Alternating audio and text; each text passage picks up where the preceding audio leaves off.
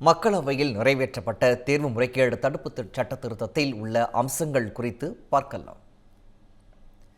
மக்களவையில் நிறைவேறிய தேர்வு முறைகேடு தடுப்புச் சட்ட திருத்தத்தின்படி வினாத்தாள் கசிவு அல்லது தேர்வு முறைகேடுகளில் ஈடுபடும் நபர்களுக்கு குறைந்தபட்சம் 5 ஆண்டுகள் முதல் 10 ஆண்டுகள் வரை சிறை தண்டனை விதிக்கவும் 50 லட்சம் ரூபாய் வரை அபராதம் விதிக்கவும் வழிவகை செய்யப்பட்டுள்ளது. மேலும் ஒரு கும்பலாக சிண்டிகேட் அமைத்து திட்டமிட்டு வினாத்தாள்களை கசியவிடும் பட்சத்தில் குற்றம் சாட்டப்படுபவர்களுக்கு குறைந்தபட்சம் 7 ஆண்டுகள் முதல் 10 ஆண்டுகள் சிறை தண்டனையும் 10 கோடி ரூபாய் வரை அபராதமும் விதிக்க சட்டத்தில் கடுமையான பிரிவுகள் சேர்க்கப்பட்டுள்ளன. வினாத்தாள் கசிவு தொடர்பாக மாநிலந்தோறும் விரைவு நீதிமன்றங்கள் ஏற்படுத்தவும் விசாரணை 2 மாதத்தில் நிறைவு பெறுவதையும் இந்த சட்ட திருத்த மசோதா கட்டாயமாக்கியுள்ளது.